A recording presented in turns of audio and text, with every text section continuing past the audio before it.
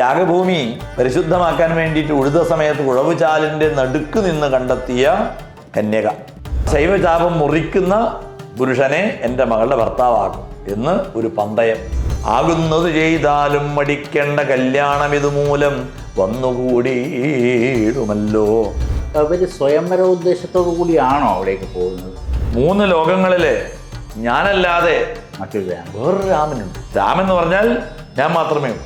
ഈ വില്ലെടുത്ത് ബാണം പ്രയോഗിക്കാമെങ്കിൽ ഞാൻ നിന്നോട് യുദ്ധം ചെയ്യാം, അതല്ലെങ്കിൽ ഞാൻ നിങ്ങളെ മുഴുവൻ ഇപ്പം സംഹരിക്കും. ഉജ്ജ്വലമായിട്ടുള്ള തേജസ്സോട് കൂടിയിട്ട് ആ വേഗത്തിൽ വില്ലങ്ങട് എടുത്തു. മാത്രമല്ല വില്ലെടുത്തു നിഷ്പ്രയാസം ആ വില്ലങ്ങട് കുലച്ച് വലിച്ചങ്ങട് മുറിച്ചു. ആ ശബ്ദം കേട്ട് ലോകം മുഴുവൻ കിട്ടുകിട്ടെ വിറച്ചു എന്നാണ്. കാവ്യം സുഗേയം കഥരാഘവീയം കർത്താവു തുഞ്ചത്തുളവായ ദിവ്യൻ ചൊല്ലുന്നതോ ഭക്തിമയസ്വരത്തിൽ ആനന്ദ ലബ്ധിക്കിനിയെന്തു വേണം.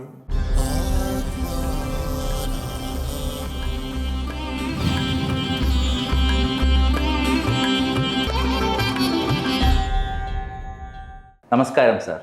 നമസ്തേ. നമസ്തേ. നമ്മളിപ്പോൾ അഹല്യാസ്തുതി, അഹല്യമോക്ഷം അതുവരെയാണ് നമ്മൾ സാറ് പറഞ്ഞു തന്നത്. അതിൽ നിന്ന് നമുക്കിപ്പം അടുത്തത് സീതാ സ്വയംവരത്തിലേക്ക് പോകണമെന്ന് തോന്നുന്നു. സീതയിലേക്ക് എത്തുന്നതും സീതയുടെ അവതാരം, സീതയെ ജനകന് കിട്ടുന്നതും സീതാ സ്വയംവരവും ഒക്കെ ഒന്ന് വിശദീകരിച്ച് പറയാം. നമ്മുടെ ബാലകാണ്ഡത്തിൽ അവസാന ഭാഗത്ത് വരുന്ന ഒരു രംഗമാണിത്. അപ്പോൾ ഒന്നാമത്തെ കാണ്ഡം അവസാനിക്കുക. അതെ അതെ അതെ. ബാലകന്മാരെ പോക മിഥിലാപുരിക്കു നാം കാലവും വൃഥാ കളഞ്ഞിടുകയരുതല്ലോ. യാഗവും മഹാദേവചാപവും കണ്ടു പിന്നെ വേഗം ഓടയോധ്യയും പുക്കുതാതനെ കാണാം. നമുക്ക് മിഥിലാപുരിക്ക് പോകാം. അപ്പോൾ ഈ ഒരു രംഗങ്ങൾ പിന്നെ ഒക്കെ വീക്ഷിച്ചു കൊണ്ടിരിക്കുകയായിരുന്നു വിശ്വാമിത്രൻ, ഈ അഹല്യ ഇതൊക്കെ. അപ്പോൾ പറഞ്ഞു നമുക്കിനി സമയം കളയണ്ട, മിഥിലാപുരിക്ക് പോകാം, അവിടെ യാഗം നടക്കുന്നുണ്ട്, ആ ശൈവചാപവും നമുക്ക് ഒന്ന് കാണാം എന്നൊക്കെ പറഞ്ഞിട്ട് അത് കഴിഞ്ഞിട്ട് വേണം നമുക്ക് തിരിച്ച് അയോധ്യയിലേക്ക് പോകാൻ. ഇത്രയും പറഞ്ഞു. അപ്പോൾ തന്നെ ഗംഗാനദി കടന്നു. പിന്നെ ഗംഗാനദി കടന്ന് മിഥിലാപുരിയിലെത്തി.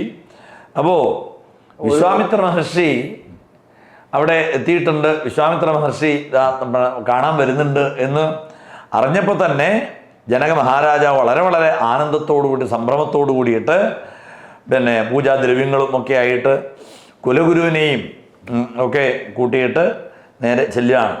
ജനകമഹീപതി സംഭ്രമ സമന്വിതം പൂജാസാധനങ്ങളും എടുത്തു ഭക്തിയോടും ആചാര്യനോടും ഋഷിവാടം പ്രാപിച്ച നേരം ആ ഋഷി ആശ്രമ പ്രദേശത്തിലെത്തി ഗംഭീരമായിട്ട് അദ്ദേഹത്തെ പൂജിച്ച് സ്വീകരിച്ച് എതിരേറ്റി. അങ്ങനെ ആചാര്യ മര്യാദകളൊക്കെ അങ്ങനെ പൂജിച്ചുകൊണ്ടിരിക്കുമ്പോൾ തന്നെ വളരെ പിന്നെ ആചാര്യ മര്യാദകളൊക്കെ പാലിച്ചു നിൽക്കുന്ന പിന്നെ രാമലക്ഷ്മണന്മാരെ ജനകൻ കാണുകയാണ്. ആദ്യമായിട്ട് അവിടെ നിന്നാണ് കാണുന്നത്. അപ്പോൾ രാമലക്ഷ്മണന്മാരെ കണ്ടു. അപ്പോൾ ചോദിച്ചു, ആരാണ് ഈ കുമാരന്മാർ? അവർ സ്വയംവര ഉദ്ദേശത്തോടു കൂടിയാണോ അവിടേക്ക് പോകുന്നത്? അല്ല അല്ല അല്ല, മിഥിലയിലേക്ക് പോകുന്നു. മിഥിലയിലേക്ക് പോകുന്നു. പിന്നെ വിശ്വാമിത്രന്റെ മനസ്സിൽ സ്വയംവര ഉദ്ദേശമുണ്ട്. ഉണ്ട്. അതാണ് ഞാൻ വിശ്വാമിത്ര മഹർഷിയുടെ മനസ്സിലുണ്ട്, പറഞ്ഞിട്ടില്ല എന്നേ ഉള്ളൂ. പറഞ്ഞിട്ടില്ല. ഇതന്നെ മനസ്സിലുണ്ട്. അപ്പോൾ ആരാണ് ഈ സുന്ദരന്മാർ എന്ന് ചോദിക്കുന്നുണ്ട്. കന്ദർപ്പൻ കണ്ടു വന്ദിച്ചിടുന്ന ജഗദേക സുന്ദരന്മാരാം ഇവരാരെന്നു കേൾപ്പിക്കണം. കാമദേവനെ പോലെ അത്രമാത്രം അതിസുന്ദരന്മാരായിട്ടുള്ള ഇവര് ആരാണ്? ഈ മുനികുമാരൻ, ഈ പിന്നെ കുമാരന്മാരാരാ? രാജകുമാരന്മാർ ആരാണ്? സാക്ഷാൽ നരനാരായണന്മാരാണോ? നേരത്തെ ഒരു സംശയം ചോദിച്ചിട്ടില്ല. അപ്പോൾ ആ സംശയം വരാൻ കാരണം ഇവിടെ ജനകൻ ഇങ്ങനെ ഒരു ചോദ്യം ചോദിക്കുന്നുണ്ട്. ഏതോ ഒരു ഭാഗത്ത് അങ്ങനെ അതുകൊണ്ടാണ്. അപ്പോൾ ഇവര് സാക്ഷാൽ നരനാരായണന്മാർ തന്നെയാണ്. നരനാരായണന്മാരാകിയ മൂർത്തികളോ നരവീരാകാരം കൈക്കൊണ്ടു കാണായതിപ്പോൾ. അപ്പോൾ വിശ്വാമിത്ര മഹർഷി രാമലക്ഷ്മണന്മാരെ ജനകന് പരിചയപ്പെടുത്തി കൊടുത്തു. കേട്ടോളൂ. വീരനായിരിക്കുന്ന ദശരഥൻ്റെ പുത്രന്മാരിൽ ജ്യേഷ്ഠനായിട്ടുള്ള ശ്രീരാമനാണ് ഇവൻ. കൂടെയുള്ളത് പിന്നെ മൂന്നാമത്തെ പുത്രനാണ്, ലക്ഷ്മണനാണ് കൂടെയുള്ളത്. ഇപ്പോൾ എൻ്റെ യാഗം രക്ഷിക്കാൻ വേണ്ടിയിട്ട് ഞാൻ ഇവരെ കൂട്ടിയതാണ്, യാഗരക്ഷയ്ക്കായിട്ട് ഇവരെ കൂട്ടിയതാണ്. അപ്പോൾ കാട്ടിനുള്ളിൽ കടന്നപ്പോൾ താടക എന്ന രാക്ഷസി വന്നു. ആ താടക എന്ന രാക്ഷസിയെ നിഗ്രഹിച്ചു. അതോടുകൂടി ആ ഭയമൊക്കെ ഇല്ലാതായി. സിദ്ധാശ്രമത്തിലെത്തി വേണ്ട വിധം യാഗരക്ഷ ഒക്കെ ചെയ്തു. അതിന് ശേഷം പിന്നീട് അഹല്യ, ആ അഹല്യയുടെ പാപം നശിപ്പിച്ച് അഹല്യയ്ക്ക് മോക്ഷം കൊടുത്തു. ഇനി ശൈവചാപം കാണാം, അതിനാണ് വന്നത്. അപ്പോൾ അതുകൂടി ഒന്ന് സാധിപ്പിച്ചു തരണം എന്ന് പറഞ്ഞു. അത് കേൾക്കേണ്ട താമസം. അപ്പോൾ തന്നെ പിന്നെ ബാലന്മാരെ സൽക്കരിച്ചു, സ്വീകരിച്ചു. അതിനുശേഷം മന്ത്രി വിളിച്ചു. മന്ത്രി വിളിച്ചിട്ട് പറഞ്ഞു, ഉടനെ പോയി ആ ശൈവചാപം വരുത്തണം. ചെന്നു നീ വരുത്തേണം ഈശ്വരനുടെ ചാപം എന്നത് കേട്ട് മന്ത്രിപ്രവരൻ നടകൊണ്ടാനന്നേരം ജനകനും കൗശികനോട് ചൊന്നാൻ, രാജനന്ദനായ ബാലകൻ രഘുവരൻ രാജീവലോചനൻ സുന്ദരൻ ദാശരഥി വില്ലിതു കുലച്ചുടൻ വലിച്ചു മുറിച്ചീടിൽ വല്ലഭനിവൻ മമ നന്ദനയ്ക്കുന്നു നൂനം. ഈ ഒരു ശൈവചാപത്തിനൊരു പ്രത്യേകതയുണ്ട്. കാരണം ഈ ശൈവചാപം ആരാണോ കുലയ്ക്കുന്നത് ആ കുമാരന് എൻ്റെ മകളായിട്ടുള്ള സീതയെ ഞാൻ വിവാഹം ചെയ്തു കൊടുക്കും. അതങ്ങനെ നിശ്ചയിച്ചിട്ടുണ്ട്. സന്തോഷമായി. മഹർഷി ഈശ്വരൻ പറഞ്ഞു, ചിലപ്പോൾ അത് ഈശ്വര നിശ്ചയമായിരിക്കാം ഇങ്ങനെ തോന്നിയത്. ഏതായാലും വില്ല് വരുത്തു, നമുക്ക് നോക്കാം എന്ന് പറഞ്ഞു. അങ്ങനെ മന്ത്രിയുടെ നിയോഗപ്രകാരം കിങ്കരന്മാർ, അവിടെ പറയുന്നത് 5000 കിങ്കരന്മാർ എന്നൊക്കെയാണ്. ആ 5000 പേരാണ് ഈ വലിച്ചു എടുത്തുകൊണ്ടുവരുന്നത്. 5000 കിങ്കരന്മാരും ചാപവാഹകന്മാരൊക്കെ ചേർന്നിട്ടാണ് ഒരു ഐലേസ എന്നൊക്കെ പറയുന്നത്. അതുപോലെ ഹുങ്കാരത്തോട് കൂടിയിട്ട് പിന്നെ ആ ശൈവചാപം എടുത്തു കൊണ്ടുവന്നു. അപ്പോൾ എത്രയോ രത്നങ്ങളും ഒക്കെ ആയിട്ടുള്ള ആ ഒരു ഖണ്ഡാ സഹസ്രമണി വസ്ത്രാദി വിഭൂഷിതം കണ്ടാലും ത്രയ്യംബകം എന്നിതു മന്ത്രീന്ദ്രനും. മന്ത്രി പറയാണ്, പരിചയപ്പെടുത്താണ്, ആയിരക്കണക്കായിട്ടുള്ള ചെറുമണികളും രത്നങ്ങളും വസ്ത്രങ്ങളും ഒക്കെ കൊണ്ട് അലങ്കരിച്ചതായിട്ടുള്ള ത്രയംബകം ദാ കണ്ടോളൂ എന്ന് പറഞ്ഞു. അങ്ങനെ ആ ശൈവചാപം പരമേശ്വര ശാപം കണ്ടു, ആ ചാപം കണ്ടു. വളരെ സന്തോഷത്തോടുകൂടി അടുത്ത് ചെന്ന് പിന്നെ രാമൻ തൊഴുതു, നമസ്കരിച്ചു. അപ്പോൾ രാമൻ ചോദിച്ചു, വില്ലെടുക്കാമോ കുലച്ചീടാമോ വലിക്കാമോ ചൊല്ലുകെന്നത് കേട്ടു ചൊല്ലിനാൻ വിശ്വാമിത്രൻ. വില്ലെടുക്കാമോ എന്ന് ചോദിച്ചു. അപ്പോൾ തന്നെ വിശ്വാമിത്രൻ പറഞ്ഞു, എല്ലാം ആകാം, വില്ലെടുക്കാം, കൊലയ്ക്കാം, ഒക്കെ ചെയ്യാം, ആകുന്നത് പോലെ കഴിവുള്ളതുപോലെ ചെയ്തോളൂ, മടിക്കണ്ട. കാരണം ഇതുകൊണ്ട് നന്മ മാത്രമേ ഉണ്ടാവൂ. എല്ലാമാകാം, ആകുന്നത് ചെയ്താലും മടിക്കേണ്ട, കല്യാണം ഇതുമൂലം വന്നുകൂടിയിടുമല്ലോ. അപ്പോൾ തന്നെ ഒരു പുഞ്ചിരിയോട് കൂടിയിട്ട് നേരെ അങ്ങോട്ട് ചെന്നു. അങ്ങനെ ചെന്നു ശൈവചാപത്ത് നോക്കി. അത്യുജ്വലമായിട്ടുള്ള തേജസ്സോട് കൂടിയിട്ട് ആ വേഗത്തിൽ വില്ലങ്ങട് എടുത്തു. മാത്രമല്ല വില്ലെടുത്തു നിഷ്പ്രയാസം ആ വില്ലങ്ങട് കുലച്ച് വലിച്ചങ്ങട് മുറിച്ചു. ആ ശബ്ദം കേട്ട് ലോകം മുഴുവൻ കിട്ടുകിട്ടെ വിറച്ചു എന്നാണ്. ആ അത്ഭുത ചൈതന്യത്തോടു കൂടിയിട്ട് കുലച്ചു വലിച്ചുടൻ മുറിച്ചു ചിതശ്രമം നിന്നരുളുന്ന നേരം ഈരേഴു ലോകങ്ങളുമൊന്ന് മാറ്റൊലിക്കൊണ്ടു വിസ്മയപ്പെട്ടു ജനം. പാട്ടും ആട്ടവും കൊത്തും പുഷ്പവൃഷ്ടിയും ഓരോ കൂട്ടമേ. അപ്പോഴേക്കും തുടങ്ങി പാട്ടും ആട്ടും പിന്നെ ആർത്തുവിളികളും പിന്നെ പുഷ്പവൃഷ്ടിയും ഒക്കെ ആയിട്ട് ഗാനാലാപങ്ങളും നൃത്തങ്ങളായിട്ട് അങ്ങോട്ട് ആഘോഷം തുടങ്ങി. ദേവന്മാർ പുഷ്പവൃഷ്ടി ചൊരിഞ്ഞു. കാരണം അവരുടെ ആഗ്രഹമല്ലേ, വലിയൊരു ആഗ്രഹമാണ്. അപ്പോൾ പിന്നെ വളരെ സന്തോഷത്തോടു കൂടിയിട്ട് ആ വിവാഹ ആരംഭ ഘോഷം കൗതുകത്തോടു കൂടിയിട്ട് ലോകം മുഴുവൻ. അപ്പോൾ തന്നെ ജനക മഹാരാജാവ് ഓടി വന്ന് രാമനെ ആലിംഗനം ചെയ്ത് അഭിനന്ദിച്ചു. അങ്ങനെ ആ വില്ല് മുറിഞ്ഞ ശബ്ദം കേട്ട് ഇടിവെട്ടുന്നത് പോലെ ആ ദിഗന്ധങ്ങളൊക്കെ മുഴങ്ങി എന്നും അവിടെ പറയുന്നുണ്ട്. അതിഗംഭീരമായിട്ടുള്ള ആ ഒരു വർണ്ണനയുണ്ട് അവിടെ. അങ്ങനെ എല്ലാവർക്കും സന്തോഷമായി. സീതാദേവിയും ആഹ്ലാദിച്ചു. വിശ്വാമിത്ര മഹർഷിക്കും കൗതുകമായി. പരിചാരികമാരും മാതാക്കളൊക്കെ ചേർന്ന് സീതയെ അണിയിച്ചൊരുക്കി. അങ്ങനെ ആ സർവാഭരണ വിഭൂഷിതയായിട്ട് ശ്രീരാമൻ്റെ മുന്നിൽ ലജ്ജയോടുകൂടി വിനീത ഭാവത്തോടുകൂടി വന്നു. അപ്പോൾ തന്നെ ആ ഒരു കരിങ്കൂള മാല ആദ്യം അണിയിച്ചു. ശ്രീരാമേന്ദ്രൻ്റെ കഴുത്തിൽ ആ വരണമാല്യം ചാർത്തി. സീതാദേവിക്ക് അനുരൂപനായിട്ട് അങ്ങനെ ആ ശ്രീരാമചന്ദ്രൻ അങ്ങനെ ശോഭിച്ചു. ആനന്ദസാഗരത്തിൽ എല്ലാവരും ആറാടി എന്നും പറഞ്ഞു. അപ്പോൾ അപ്പം തന്നെ പറഞ്ഞു, ഇനി ഒട്ടും താമസിക്കേണ്ട, ദശരഥ മഹാരാജാവിനെ എത്രയും പെട്ടെന്ന് വരുത്തുകയാണ് വേണ്ടത്. കാരണം ഇതിനേക്കാൾ വലിയൊരു സന്തോഷ വാർത്ത ഇനി പറയാനില്ല. ശരി. അപ്പോൾ തന്നെ വിശ്വാമിത്രനും ജനക മഹാരാജാവും ചേർന്ന് ദശരഥന് വിശ്വാസം വരുന്ന വിധത്തിൽ വിവരങ്ങളൊക്കെ വിശദമായിട്ട് എഴുതി ദൂതന്മാർ മുഖാന്തരം അപ്പോൾ തന്നെ അന്നേരത്തല്ലേ ഉള്ളൂ, ഇപ്പോഴത്തെ പോലെയുള്ള സൗകര്യമൊന്നുമില്ലല്ലോ. അപ്പോൾ തന്നെ ദൂതന്മാർ വശം കൊടുത്തു വിട്ടു. അപ്പോൾ സാകേതപുരിയിലെത്തി ദൂതന്മാർ രാജാവിനെ കണ്ട് സന്ദേശം ഏൽപ്പിച്ചു. ഉടനെ പുറപ്പെടാമെന്ന് പറഞ്ഞു. ഇനി സംശയിക്കാനേ ഇല്ല. ഇതിൽ കൂടുതൽ എന്താ സന്തോഷം?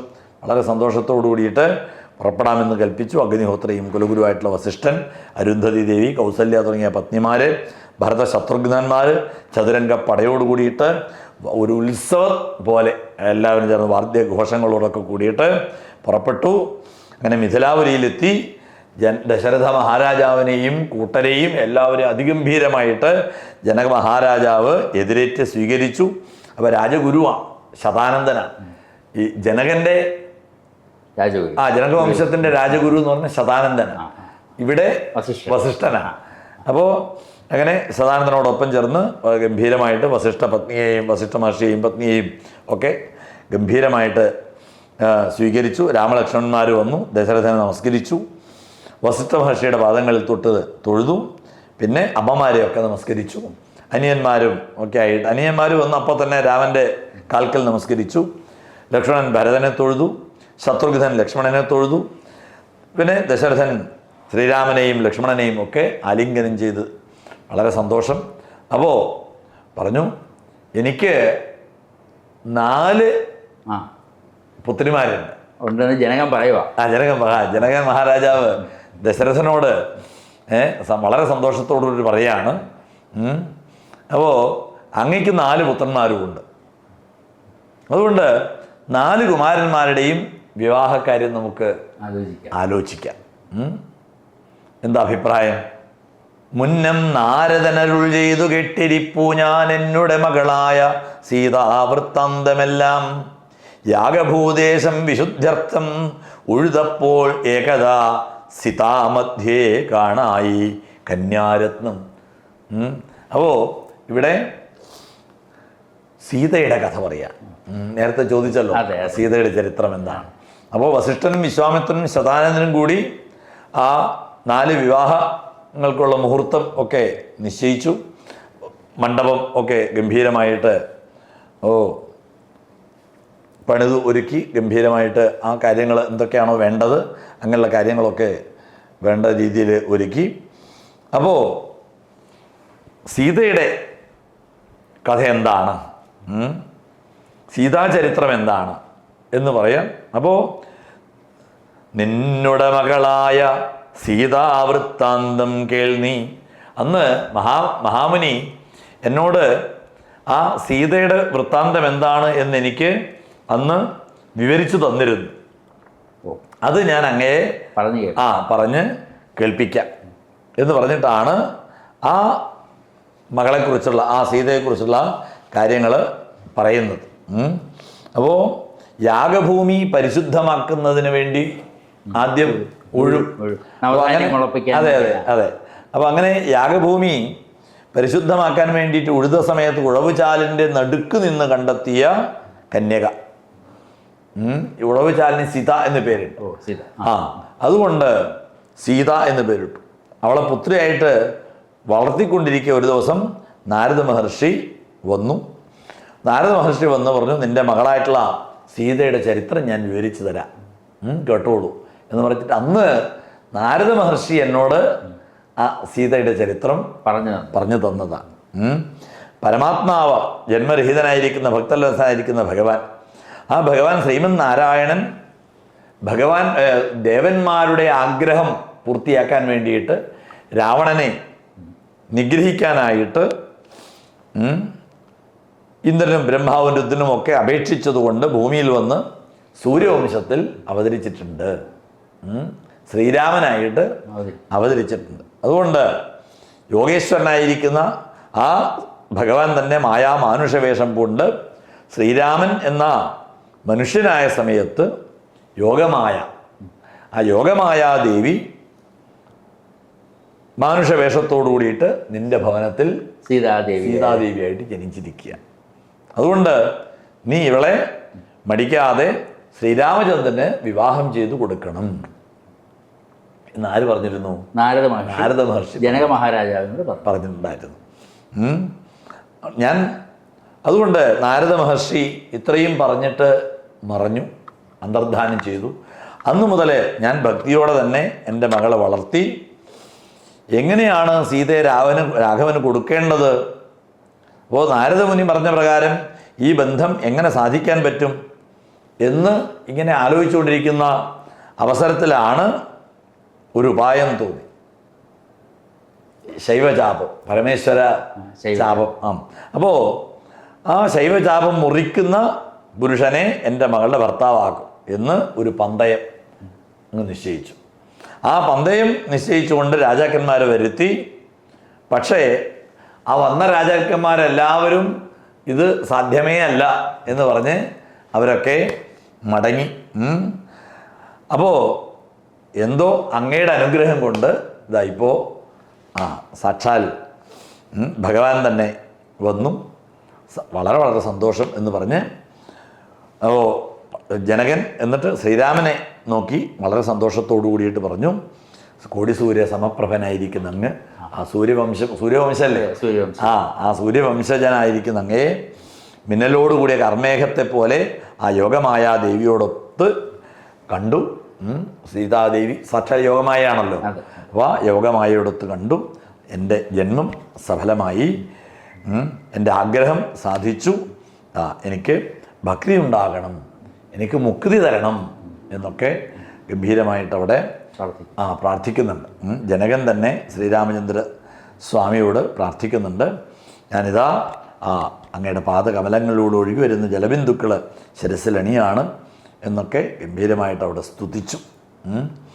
ആ ഒരു സ്തുതിയൊക്കെ ഗംഭീരമായിട്ട് കേട്ടു. പിന്നെ ധാരാളം സമ്പത്തൊക്കെ നൽകുന്നുണ്ട്. ഈ സീതാദേവിയെ മാത്രമല്ല, പെൺകുട്ടികളെ മാത്രമല്ല, ധാരാളം സമ്പത്ത്. 600 ആനകൾ, 10,000 തേരുകൾ, 1,00,000 കുതിരകൾ, ഇങ്ങനെ പല പല പല പല കാലാൾപ്പടകൾ, ദാസിമാർ എല്ലാം ഉപഹാരമായിട്ട് സീതയെ യാത്രയാക്കുന്നത്. സീതയെ മാത്രമല്ലല്ലോ, 4 പെൺകുട്ടികളെയും ദിവ്യവസ്ത്രങ്ങൾ ഒക്കെ ആയിട്ട് ഗംഭീരമായിട്ട് എല്ലാം ജനകൻ നൽകുന്നതൊക്കെ സ്വീകരിച്ചു. ശ്രീരാമൻ അതൊക്കെ സ്വീകരിച്ചു. അങ്ങനെ വസിഷ്ഠൻ തുടങ്ങിയായിട്ടുള്ള മുനിജനങ്ങളെ വിധിപ്രകാരം ഭക്തിയോട് കൂടിയിട്ട് പൂജിച്ചു. സുമന്ത്രൻ എന്ന് പറഞ്ഞിട്ട് മന്ത്രിമാരെയും യഥായോഗ്യം ബഹുമാനിച്ചു. അങ്ങനെ ദശരഥൻ മടക്കയാത്രയ്ക്കൊരുങ്ങി. അപ്പോൾ യാത്ര പിരിയുന്ന ആ സമയത്ത് പുത്രിയെ ആലിംഗനം ചെയ്തുകൊണ്ട് പതിവ്രതാധർമ്മങ്ങളൊക്കെ ജനകൻ ഉപദേശിക്കുന്നുണ്ട്. അപ്പോൾ ആ പതിവ്രതാധർമ്മങ്ങളൊക്കെ ഉപദേശിച്ചു. അതെല്ലാം വേണ്ടതുപോലെ കേട്ടു. അത് കഴിഞ്ഞ് എല്ലാവരും കൂടി അവിടുന്ന് യാത്ര. അപ്പോൾ ആ യാത്ര സമയത്ത് ചില ദുശ്ശകുനങ്ങളൊക്കെ കണ്ടു. ചില നമ്മൾ പറയാറില്ലേ, യാത്രയ്ക്ക് ശകുനം എന്ന് പറയാറുണ്ട്. നല്ല ശകുനമാണോ ദുശ്ശകുനമാണോ എന്നൊക്കെ പറയാറുണ്ട്. അതുപോലെ ചില ദുർനിമിത്തങ്ങളെല്ലാം കണ്ടു. ദുർനിമിത്തങ്ങളൊക്കെ കണ്ടു. അപ്പോൾ ദശരഥൻ വസിഷ്ഠനെ നമസ്കരിച്ചിട്ട് ചോദിച്ചു, ഈ അപശകുനങ്ങൾ, ദുശ്ശകുനങ്ങളുടെ കാരണം എന്താ? അപ്പോൾ പറഞ്ഞു, പേടിക്കാനൊന്നുമില്ല, ചെറിയൊരു ഭീഷണി ഉണ്ടാവും, ഒട്ടും പേടിക്കാനില്ല, പിന്നീട് ഭയമൊക്കെ നീങ്ങും, നല്ലതേ വരൂ എന്നും പറഞ്ഞു. ശരി, സമാധാനമായി. അങ്ങനെ പോകുമ്പോഴാണ് ആരെ കാണുന്നത്? സാക്ഷാൽ ഭാർഗവരാമൻ. അപ്പോൾ പരശുരാമൻ നിൽക്കുന്നത് കൊണ്ട് വഴിമധ്യത്തിൽ നിൽക്കുന്നു മാത്രമല്ല, അത്യന്തം ക്രോധത്തോടു കൂടിയിട്ടാണ്, ക്രോധാവേശത്തോടു കൂടിയിട്ടാണ് ആ പരശുവും വില്ലും ഉണ്ട് കയ്യിൽ. അങ്ങനെ പരശുവും വില്ലും ഏന്തിക്കൊണ്ട് ഭാർഗവരാമൻ അങ്ങനെ നിന്ന് വിറയ്ക്കുകയാണ്. അപ്പോൾ പരശുരാമനെ കണ്ടപ്പോൾ തന്നെ ദശരഥൻ ദണ്ഡ നമസ്കാരം ചെയ്തു. എല്ലാവരും അത്ഭുതത്തോട് നിൽക്കുകയാണ്. നമസ്കരിച്ചു, സ്തുതിച്ചു. കാർത്തവീര്യൻ്റെ ശത്രുവായിരുന്നു. അതെ, കാർത്തവീര്യൻ. അപ്പോൾ കാർത്തവീര്യൻ്റെ ശത്രുവായിരിക്കുന്ന അല്ലയോ തപോനിധേ, എന്താ സൂര്യവംശത്തെ രക്ഷിക്കണം, ക്ഷത്രിയ വംശാന്തകനായിരിക്കുന്ന ജമദഗ്നിപുത്രനായിരിക്കുന്ന രേണുകാതനയനായിരിക്കുന്ന മഹാപ്രഭോ, എൻ്റെ വംശത്തെ രക്ഷിക്കണമേ എന്നൊക്കെ ദശരഥൻ ഗംഭീരമായിട്ട് സ്തുതിച്ചു. അപ്പോൾ ഈ ദശരഥൻ്റെ സ്തുതിയൊന്നും കേട്ട ഭാവമേ ഇല്ല. ദശരഥൻ്റെ സ്തുതിയൊന്നും കേൾക്കാത്ത ഭാവത്തിൽ കോപത്തോടു കൂടിയിട്ട് അങ്ങനെ കത്തിജ്വലിക്കുന്ന ഒരു അഗ്നിജ്വാല പോലെ അങ്ങനെ പറഞ്ഞു. ഈ അപ്പോൾ ശ്രീരാമനോടാണ് ഗർജനം. 3 ലോകങ്ങളിൽ ഞാനല്ലാതെ മറ്റൊരു വേറൊരു രാമനുണ്ട്. രാമൻ എന്ന് പറഞ്ഞാൽ ഞാൻ മാത്രമേ ഉള്ളൂ, മറ്റൊരു രാമനില്ല. അപ്പോൾ നീ വലിയ രാമനാണ്, ക്ഷത്രിയനാണ് എന്നൊക്കെയല്ലേ പറയുന്നത്. നിൽക്കവിടെ, എന്നോട് യുദ്ധം ചെയ്യുക, എന്നോട് യുദ്ധം ചെയ്യാൻ നീ തയ്യാറാണ്. വില്ല് പ്രയോഗിക്കുന്നതിൽ നിനക്ക് സാമർഥ്യമുണ്ട് എന്നൊക്കെയല്ലേ ഇപ്പോൾ കേൾക്കുന്നത്. അങ്ങനെയാണെങ്കിൽ നീ കരുത്തോടു കൂടിയിട്ട് ശൈവ ചാപം മുറിച്ചവനാണ് എന്നല്ലേ നീ വീമ്പിളക്കുന്നത്. ഇതാ എൻ്റെ കയ്യിലൊരു വൈഷ്ണവ ചാപമാണ്. ഈ വൈഷ്ണവ ചാപം നീ മുറിക്കണം. ഈ വില്ലെടുത്ത് ബാണം പ്രയോഗിക്കാമെങ്കിൽ ഞാൻ നിന്നോട് യുദ്ധം ചെയ്യാം, അതല്ലെങ്കിൽ ഞാൻ നിങ്ങളെ മുഴുവൻ ഇപ്പം സംഹരിക്കും, ഇപ്പം കഥ കഴിക്കും. ഞാൻ ക്ഷത്രിയ വർഗത്തിന് കാലനാണെന്നറിയാലോ. അതുകൊണ്ട് നമ്മൾ തമ്മിൽ ആജന്മ ശത്രുക്കളാണ്. ക്ഷത്രിയനായതുകൊണ്ട് രാമനോട് ശത്രുവ. അതെ. അപ്പോൾ ഭൂമി മുഴുവൻ കിട്ടുകിട്ട വിറച്ചുകൊണ്ടാണ്, പർവ്വതങ്ങളൊക്കെ ഇങ്ങോട്ട് വിറയ്ക്കുന്നുണ്ട്. ആ രീതിയിൽ അപ്പോൾ വളരെ വിനയത്തോടു കൂടിയിട്ട് ആണ് രാമൻ. ഈ അലർച്ചയും ബഹളവും ഇതൊന്നുമില്ല. വളരെ വളരെ വിനയാന്വിതനായിട്ട് പറഞ്ഞു. അങ്ങയെക്കുറിച്ച് ധാരാളം കേട്ടിട്ടുണ്ട്. അതുകൊണ്ട് തന്നെ ഞാനൊരു കൊച്ചുകുട്ടിയാണ്. ഞാൻ ക്ഷത്രിയ കുലത്തിൽ ജനിച്ചു എന്ന് മാത്രമേ ഉള്ളൂ. ആയുധപ്രയോഗത്തിലൊന്നും നൈപുണ്യമൊന്നുമില്ല. പിന്നെ ശത്രു എന്നും മിത്രമെന്നുള്ള ആ ഒരു ഭേദഭാവവും എനിക്ക് അല്പം പോലും ഇല്ല. അതുകൊണ്ട് ഞാൻ ആ വില്ലിങ്ങോട്ട് തന്നാൽ ഞാൻ ശ്രമിച്ചു നോക്കാം. അതിൽ കൂടുതലൊന്നും ഞാൻ പറയുന്നില്ല. കഴിയുമെങ്കിൽ ഞാൻ കുലക്കാം. എനിക്കത് വില്ല് കുലയ്ക്കാൻ സാധിച്ചില്ലെങ്കിൽ എന്നോട് വിരോധമൊന്നും തോന്നരുത് എന്ന് പറഞ്ഞു. ഇത്രയും പറഞ്ഞു. ആ വില്ല് വാങ്ങാനായിട്ട് കൈ നീട്ടി. അപ്പോൾ തന്നെ വില്ലങ്ങോട്ട് കൊടുത്തു. വില്ല് വാങ്ങി. അപ്പോൾ തന്നെ എന്ത് ചെയ്തു? വില്ലങ്ങോട്ട് കുലച്ച് കെട്ടി വളരെ നിസ്സാരമായിട്ട് ഒരു ബാണം എടുത്തു കൊടുത്തു. ബാണം തൊടുത്തിട്ട് പറഞ്ഞു, ഞാൻ വില്ല് തൊടുത്തു കഴിഞ്ഞു, ഇനി ഇത് നിഷ്ഫലമാവില്ല. അതുകൊണ്ട് എനിക്കൊരു ലക്ഷ്യം കാണിച്ചു തരണം. കാരണം ആ ലക്ഷ്യത്തിലേക്കല്ലേ അവിടേക്ക് അയക്കാൻ പറ്റുള്ളൂ. അതുകൊണ്ട് അപ്പോൾ സന്തോഷമായി. അപ്പോൾ പിന്നെ പരശുരാമൻ വളരെ ആനന്ദത്തോടു കൂടി പറഞ്ഞു, നന്നേ ചെറുപ്പത്തിൽ ഞാൻ ചക്രതീർത്ഥത്തിൽ പോയിട്ട് മഹാവിഷ്ണുവിനെ ധ്യാനിച്ചിരുന്നു. അങ്ങനെ മഹാവിഷ്ണുവിനെ ധ്യാനിച്ച് തപസ് ചെയ്ത് കഠിന തപസ് കൊണ്ട് ഇന്ദ്രിയ നിഗ്രഹമൊക്കെ സാധിച്ചു. അങ്ങനെ എപ്പോഴും ഭഗവാനെ സേവിച്ചു. അങ്ങനെ ഭഗവാൻ പ്രസന്നനായിട്ട് എനിക്ക് എൻ്റെ മുന്നിൽ പ്രത്യക്ഷപ്പെട്ടു. എന്നിട്ട് പറഞ്ഞു, നിൻ്റെ തപസ്സിന് ഫലമുണ്ടായി, എൻ്റെ തേജസ് പരിപൂർണമായും നിന്നിലുണ്ട്, നിനക്ക് ചെയ്യേണ്ടതായിട്ടുള്ള പല പല പല പല കാര്യങ്ങളുമുണ്ട്. നിന്റെ പിതാവിനെ ഹനിച്ച ആ ഹേഹേ ചക്രവർത്തിയായിട്ടുള്ള കാത്യവീര്യ അർജുനൻ, ആ കാത്യവീര്യനെ വധിക്കണം. പിന്നെ 21 തവണ ക്ഷത്രിയ വംശത്തെയൊക്കെ നിഗ്രഹിച്ച് ഭൂമണ്ഡലത്തെ മുഴുവൻ കശ്യപന് ദാനം ചെയ്യണം. പിന്നീട് ഉത്തമ തപോനിഷ്ഠനോട് കൂടിയിട്ട് വസിക്കണം.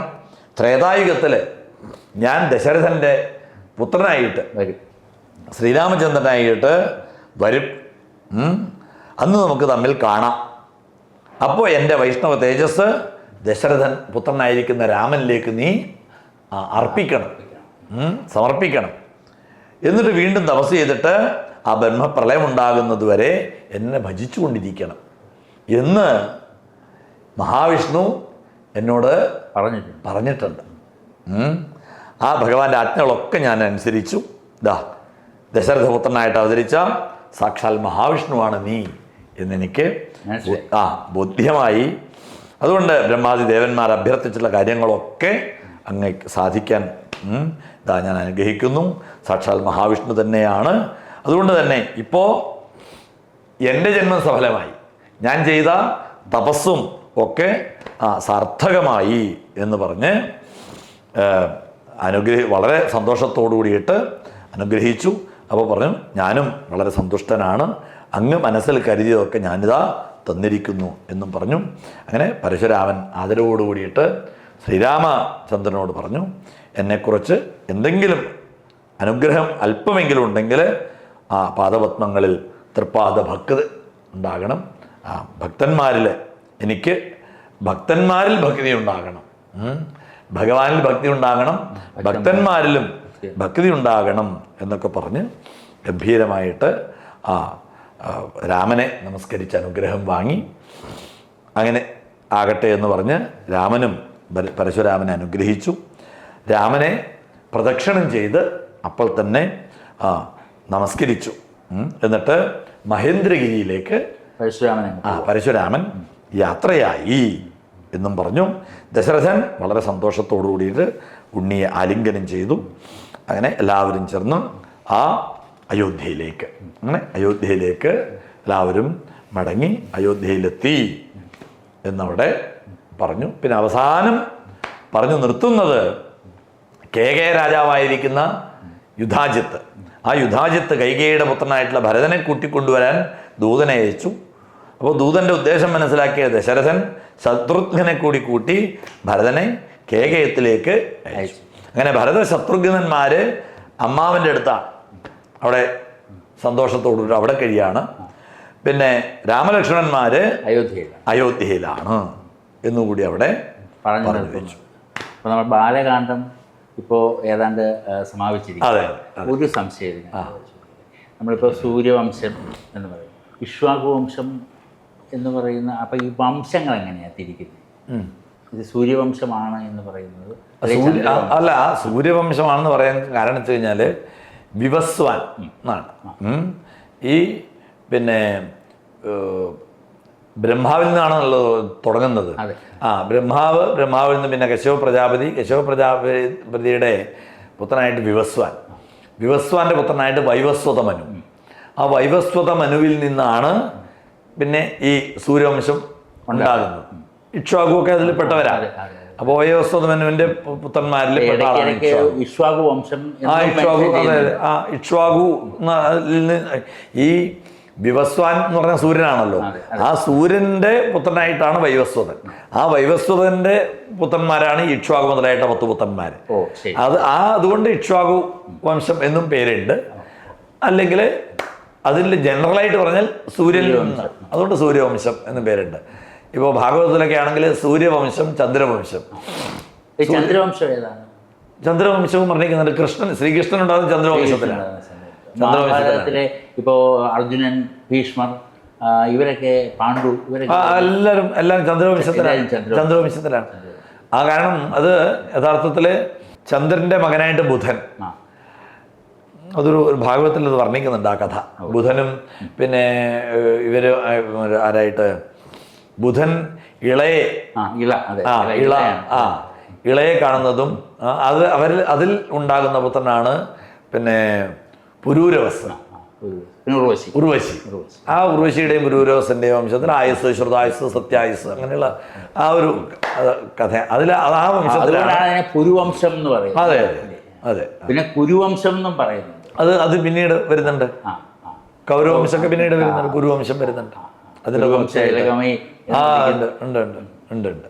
അതൊരു സംശയമായിട്ട് പലപ്പോഴും തോന്നിയിട്ടുള്ളതാണ്. അതാണ് ചോദിച്ചത്. ശരി. ഇപ്പം നമ്മൾ ഇന്നിപ്പോൾ ബാലകാന്ഡം ഇവിടെ ഈ ഇതോടുകൂടി സമാപിച്ചിരിക്കുകയാണ്. വളരെ മനോഹരമായി അങ്ങ് പറഞ്ഞു തന്നു. ശ്രീരാമചന്ദ്രൻ്റെ അവതാരവും ബാലലീലകളും സീതാസ്വയംവരവും അഹല്യാസ്തുതിയും ഒക്കെ വളരെ മനോഹരമായി കേൾക്കുന്നവർക്ക് കർണാനന്ദകരമായിട്ടുള്ള രീതിയിൽ അങ്ങ് വിശദീകരിച്ചു തന്നു.